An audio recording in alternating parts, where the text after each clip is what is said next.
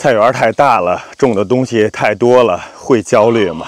我们到大菜园里边看一看，这就是10天的时间呀！看看这满园子的杂草，看远处放眼望去都快找不到菜了。枣树的地方也是，看看这些草的高度，都已经到第一个分叉的地方了，马上就碰到枣树的叶子了。这地方原来我是种豌豆的，豌豆大概在几周前就已经干枯了，然后这些草就开始疯长。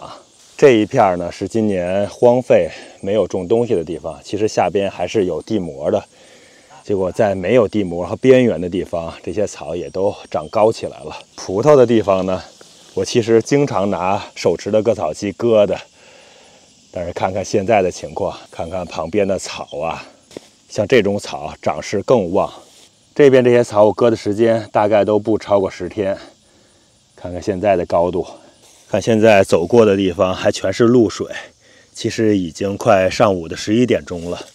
像这边就是高温高湿，再加上经常下雨，真的是特别利于这种杂草啊、野草的生长。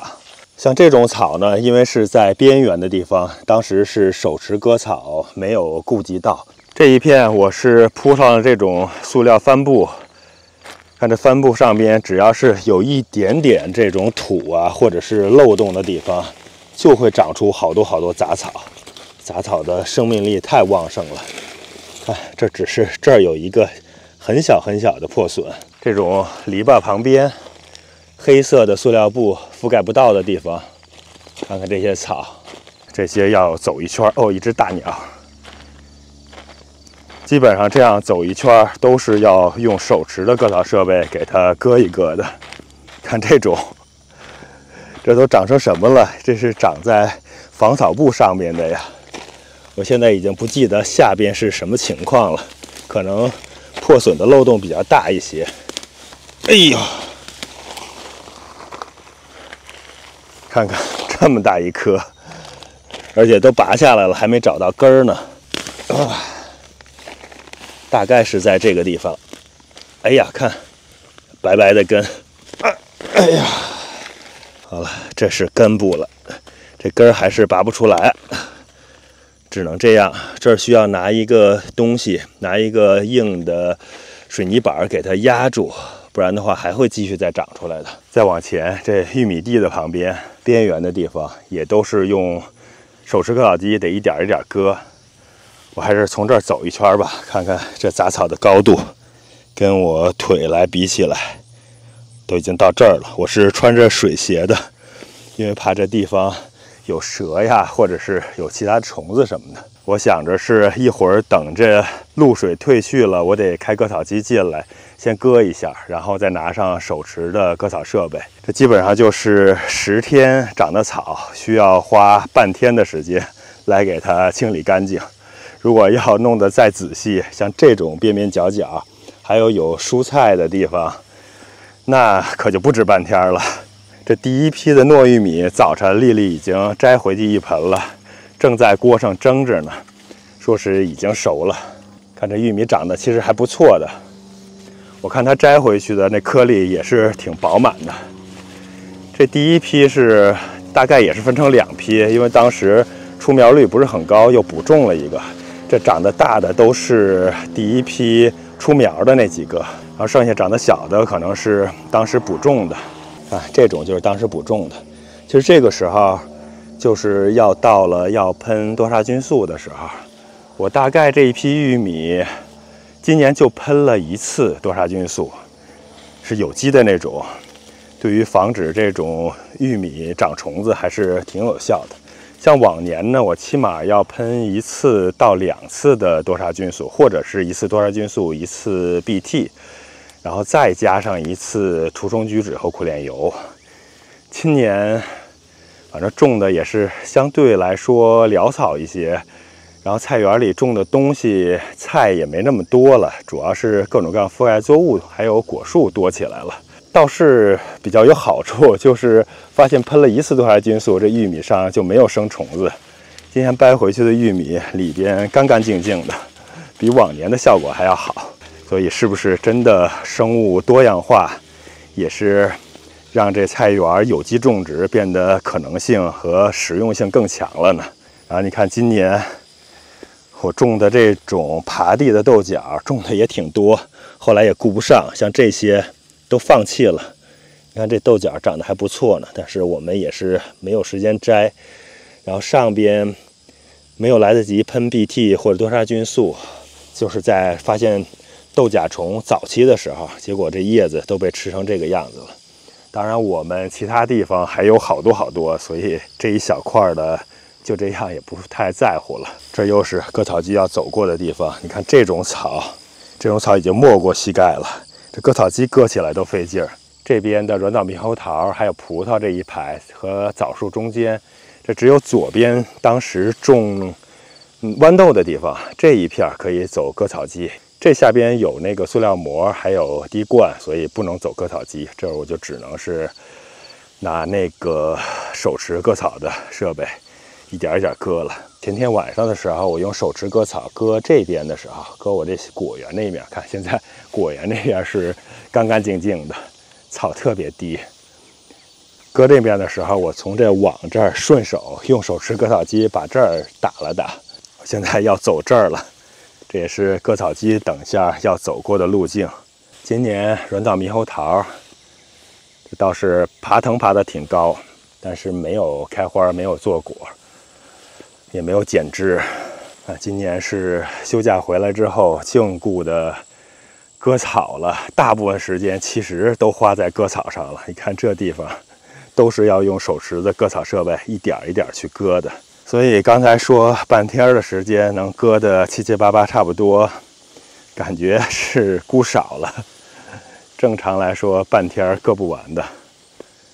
而且像我这手吧，因为长期这种10来年了，老是干这种菜园的活，可能因为地也大，干活也多，所以这腱鞘炎是反复的发作。所以我基本上用手持的那个是割一会儿，割1个小时，我得休息休息，比如回去喝个咖啡呀，或者干脆就吃个饭，下午再来，然后再割1个小时，或者就是穿插着，我可以先用开的拖拉机先走一会儿，把这大面割一割，然后再手持的割，然后再换拖拉机。这边呢，手持割草的都得特别小心了，因为这地方是甜瓜、西瓜的地嘛。我看今天这阳光还挺好，看看那边这翻开的甜瓜已经长得相当漂亮了。之前数了数，大概是可能得有40来个吧。看这甜瓜个头，而且都还可以。最关键的就是它这些藤蔓呀，还有叶子长势还都不错，所以后续的呢还是有力量，不会后边就衰竭。看这种小嫩瓜也是有的嘛。这边这白了，这应该熟了，但是要等它完全香、完全甜，还得再稍再等等。你看这个个头，这比我拳头大好多。这边像这种就是普通个头的西瓜，这边是西瓜。西瓜这种小型的、中型的早熟品种，现在的瓜已经不多了。我们摘了一些，而且也裂了一些。现在开始的就是这第2批的，也就是秋天再结出来的，像这种已经开始长了。所以呢，西瓜其实是能收2季的。你要是种的稍微早一点，那夏天的时候，比如说7月份收一大批瓜，然后到了8月还能再收。8月下旬的时候，像刚才那种，再过2周可能也就熟了。这边是还有几个瓜没摘回去，这应该我感觉像这种也熟了，然后差不多早点给它摘了。摘了之后呢，这后续的藤蔓上，像这种小瓜也能够长起来、膨大起来。像这种大小的，大概就是需要3周的时间，也就是现在开始到8月底吧，这就熟了。看这种杂草是必须要割的了，就怕割的时候不小心把瓜秧打断，那这些瓜就没有希望了。所以种瓜呢，还是要铺防草布。像我这当时是整个这个宽度铺了，然后这儿留了一个边儿。当时之所以要留一个边儿呢，就是因为如果我留了这个边儿，我压防草布可以从这儿铲土，就特别方便。如果我要是不留这一边儿呢，我就得想办法找砖头啊，或者是找那种地钉儿固定住防草布，那个需要好多的砖头，然后要好多的地钉儿，而且也没有土牢固，所以我后来还是选择了用土盖的方式，那速度快。缺点就是这边上会长出草来，这要用手持续的割，到现在这种程度呢，就是要加倍的小心了。这边是后边的大型瓜，这看这大个，这是我的拳头，这已经是超大个了。它这儿有一个，估计是小的时候有一个什么缺陷，这个地方凹进去了，但是不影响整体。这后续的这个也是有潜力长成很大个的。看这种大瓜、厚皮瓜，它的一个好处就是不裂瓜，像我那些薄皮瓜，早春红玉啊、麒麟瓜什么的，实在是有点太爱裂了。哎，尤其是像我这潮湿的地方，又湿又热，又是持续的大暴雨，或者是连绵不断的雨。这边是第二批的玉米，你看那个玉米穗也都长出来了。这儿是第3批的玉米穗也长出来了，但是整体呢都是比较小的。这2批玉米有点发黄，因为它从种下到现在就没有肥。那边第1批的玉米是比较绿一些，是因为我在种前其实是撒了些底肥的，加了一些10%的肥。这边干脆就什么都没加，当时想着等到长出大概10几厘米、20厘米的时候呢，中耕除草的时候给它施次10%的肥，也就差不多了。但是后来是忙，然后再加上休假离开了1个多月，就没顾上。回来之后，当时应该也是做视频给大家看了，就是在割草、除草，这些地中间的草也是，你看玉米行中间，当时它们长得没有那么高的时候，基本上草和它们也是差不多的，所以要一点一点把草给除掉。第2批、第3批中间会留的距离大一点，其实人是可以从这儿过去的。这个地方，然后左边这个，他们自己之间呢就相对来说小一点，种了3排。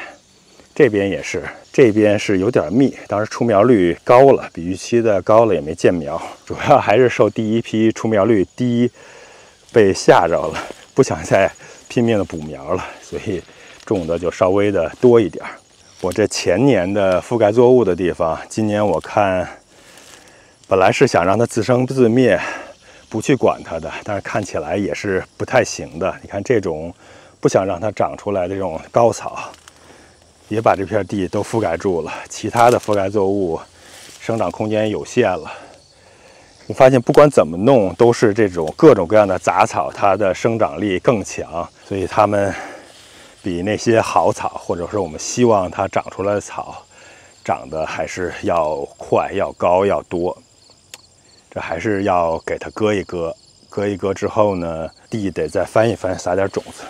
你看这些好的覆盖作物的草，当然也不能算草了，看这种羽衣甘蓝之类的这种小苗，都是长在我果树旁边，因为果树旁边的土质比较疏松，而且我经常除杂草，根本竞争不过这野草的。那春天的时候还不是这样的景象呢，春天还都是我的覆盖作物在生长。我其实还在想，要不然我就专门种一点好草算了，在这些我想让它只是覆盖地表、防止杂草生长的地方，就别再种那种蔬菜类的，或者是以蔬菜为主、草为辅的覆盖作物了。其实覆盖作物有好多种，有长得比较高的，有是比较低矮的，有是蔬菜为主，也有一些花卉，还有一些草为主的，看自己的选择了。或者就是纯的，像这种毛豆也算是覆盖作物。看这鲜食毛豆，豆荚一串一串的长的，看这，你能想象这是没施过肥、没有打理过的这种毛豆地吗？这一大片，前2/3都是这种现世毛豆，其他地方种的都是毛豆覆盖作物，那豆荚长得就不如它了。后边是那种爬地的四季豆，也是被虫子吃得不行了。再看看这边的冬瓜呢，这小冬瓜现在也爬满这地方了。如果想开割草机，或者哪怕拿手持的割草设备到这儿，也不能随便去弄了，因为你看这冬瓜，它已经爬到果树这儿了，这儿就是野草，所以我可能只能把野草的尖儿削一削。你看那个冬瓜，它已经爬到野草的尖儿上了，所以这就没什么办法，这块的野草可能就不除了，没法除了。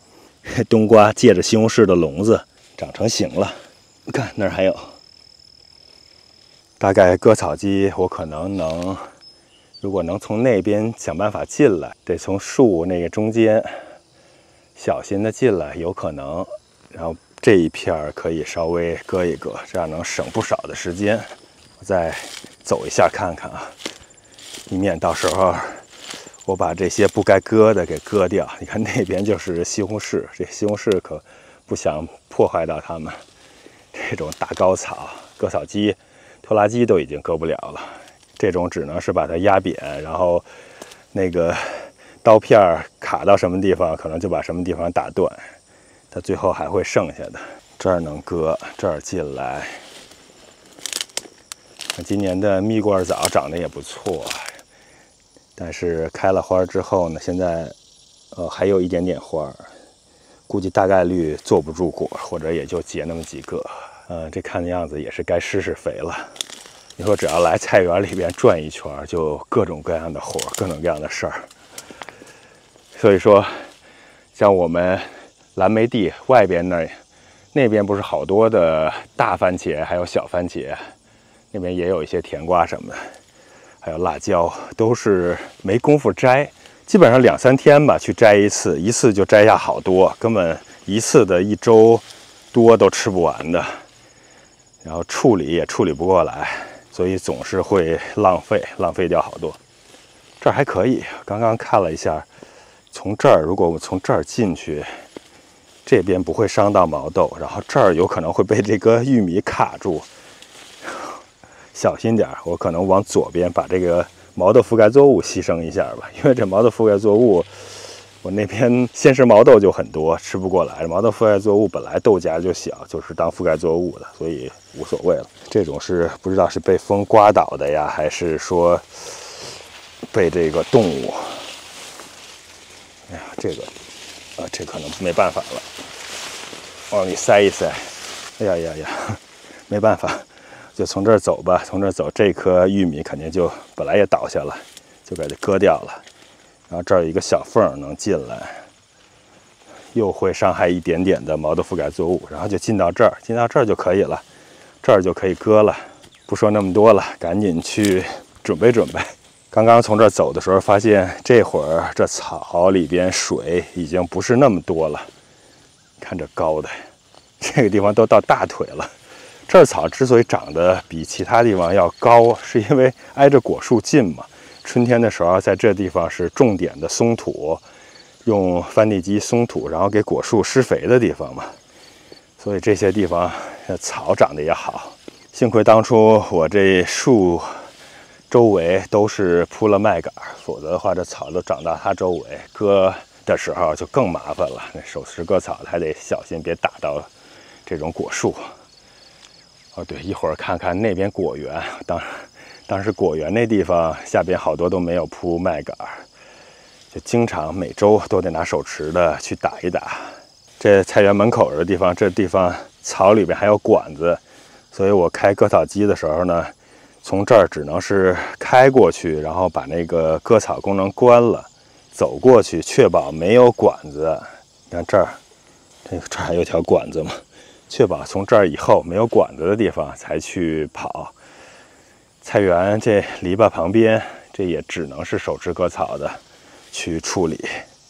这是黑莓还是树莓？树莓。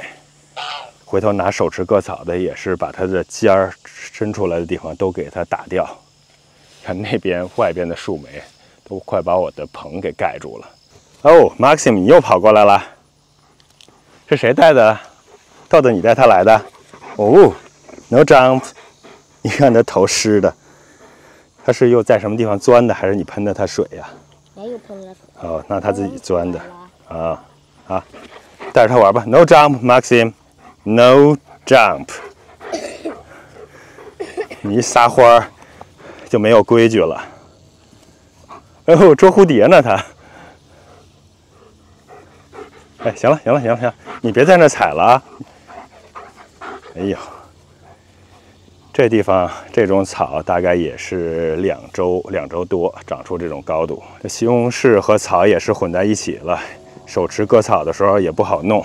黄瓜一般到这个时候呢，长相就不那么好了，这还是得给它浇水、施肥。看这有几个小瓜，这边樱桃、番茄。实在是没时间摘呀，基本上就是每天过来摘，就是2大盆，摘不过来。这边草呢也没必要割了，因为这西红柿都已经把这片给覆盖住了，我也不打算再给它搭架子了。现在这个时候再搭也没有太大的必要了。Maxim， 你怎么今天这么欢呀？前些天这果园这块这个网又被撞歪了，然后倒下去了。感觉又是鹿从什么其他的地方进来，然后沿着篱笆边走到这儿，应该不是走，肯定是跑过来的，肯定撞上了，然后把这铁网都给撞变形了。鹿的劲儿真是大。看这些地方，我前天和昨天就分别割了割。前天是用手持割草设备把树底下的草都给打干净了，看起来就整整齐齐的。昨天是带小朋友们去外边玩了一整天，晚上回来之后已经7点了吧？7点，现在天还亮，但是草有点湿了，我又开着割草机把这种地方这草又给它割了一下。所以放眼望去呢，这整个这果园的地方地都是干干净净、整整齐齐的。我大菜园如果要是花一整天的时间去像这样去打理，也能达到这种程度，但是我可能很难抽出一整天的时间，半天就已经足够多了。半天可能就弄一个大概，然后走到梨的这个地方，就是特别开心，一大串的梨。这还是被松鼠不断偷的情况下，现在松鼠可能没顾及到我那棵树，这棵树上的梨原本比那个还要多，你看现在已经稀稀松松的了。有的分叉已经一个梨都没有了，这种一个都没有了。上边还有几个大的。去年春天种的桃树，经过去年的1年，再加上今年的半年，你看这桃树长的，感觉后院种点桃树真是挺不错的。尤其是你要是买那种大的桃树苗，可能当年就会挂果，当年不让它挂果，然后让它长树，第2年就有不错的收获了。相当不错呀！我这是因为买的裸根的苗，当年的时候春天种完了之后，主要就是长树。今年其实它们也开了好多的花儿，是挂了几个果子，现在好像上面还有果子呢。但我没想让它结果，把好多的枝都剪掉了，主要是塑形。第2年我想让它长出比较符合我预期的树形来。现在缺的是还没有给它拉枝，这个树再稍微的拉一拉，8月份吧，8、9月份我再拉一拉也来得及。李子树也是，李子树长得挺快，但是最近好像是被虫子吃的，然后再加上天气稍微凉一点点，感觉这李子树就开始变黄的叶子，然后落叶了。这些树呢也是一样，重点是把它枝拉下来。这棵今年春天的大九宝桃活了一个芽，现在感觉这儿已经开始木质化了，所以再长个2个月，8月、9月、10月，3个月嘛，3个月的生长期，这应该是能长出一定的粗度，所以这明年的树我再好好施肥管理一下就能长起来了，后年就可以让它结桃子了。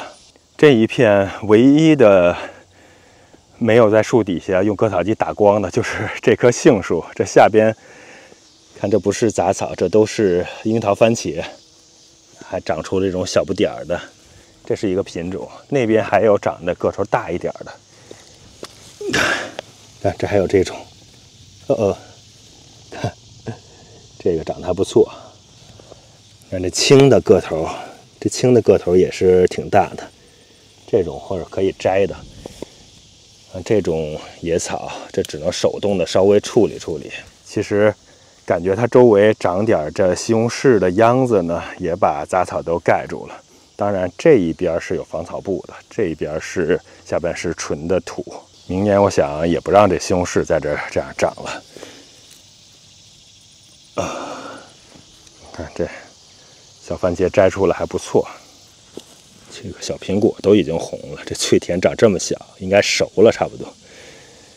这个树生病了，所以我感觉如果果园里边不种那些菜呢，打理起来相对来说要容易一些，而且这种干干净净、整整洁洁的，看起来心旷神怡，我也更喜欢来这儿遛弯。所以我在想，那菜园因为里边也是种了樱桃啊、梨呀、枣树什么的，是不是干脆也不去种那些蔬菜呀、瓜果啊、什么毛豆、玉米了，就让它当成果园呀。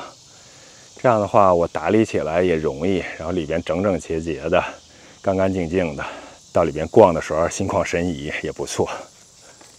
蟠桃，蟠桃当时说再等几天，现在都红了。等下看看小朋友们要不要过来摘，如果他们不想摘，我就都给他摘了。感觉找一找呢，可能这树上还能摘下10几个，有可能更多。这一块就有可能十来个了。水蜜桃都摘了，然后当时树上还有2个比较轻的，你看这几天也是明显都长红了，这都软了，待会儿把它摘回去。那棵树上我记得当时还留了一个。我看也是，看着就是特别甜，特别有食欲。我打算看看我那个黄桃，我是不是还是想办法明年春天的时候给它嫁接成水蜜桃，至少有一些枝条给它嫁接一下。还是水蜜桃感觉更香甜、更好吃。不过要是长太多了呢，还是想换换口味，有时候还是想吃一下别的口味的桃子。其实每种桃它的风味都是不一样的。就像我种小番茄，其实这几年种了，我感觉得有20、30种了吧。当然有一些真的不好吃，像以前在 Costco 买的有些品种那个小番茄在盆栽的，那个是怎么吃都不好吃。但是好多品种呢，它是有不同风味的，还是能选出一些除了甜以外，就是更多的不同的口味，然后混在一起吃，那个感觉你要比吃纯甜的番茄要舒服多了。看这黄瓜到后期就开始往歪了长，我赶紧抓紧时间去割草吧。看这刺黄瓜，本来长得不错，这都是被黄瓜虫爬上去弄的。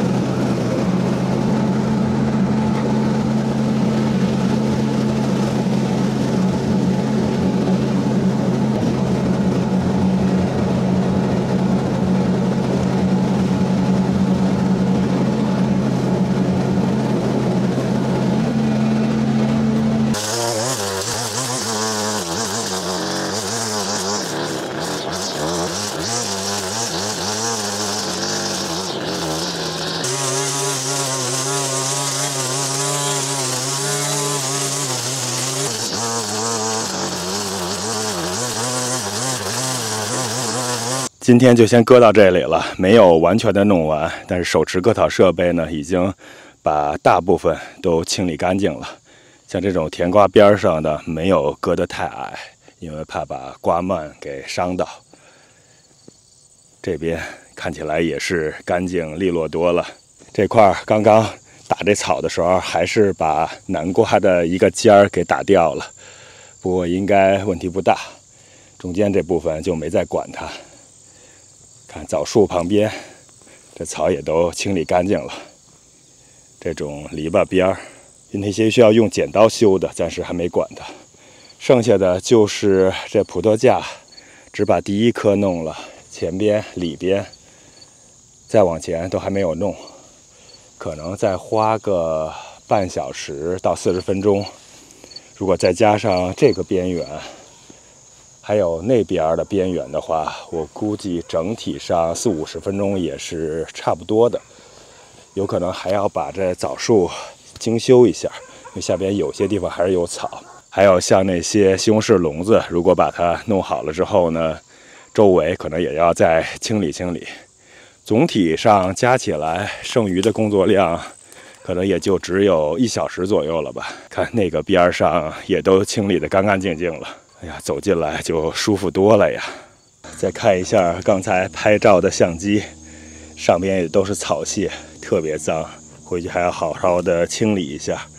还有这手套上边也都是草，还有这割草戴的防护眼镜，待会儿也拿水给它冲一冲，把上边的草屑都冲掉。其实我的身上是更脏啊，回去把衣服脱了，在外面抖一抖，然后得冲个澡了。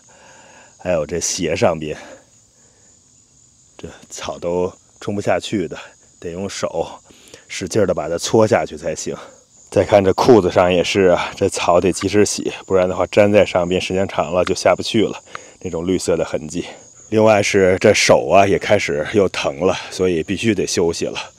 休息2天，过2-3天再把剩下的活干完吧。Maxim 回来 ，back。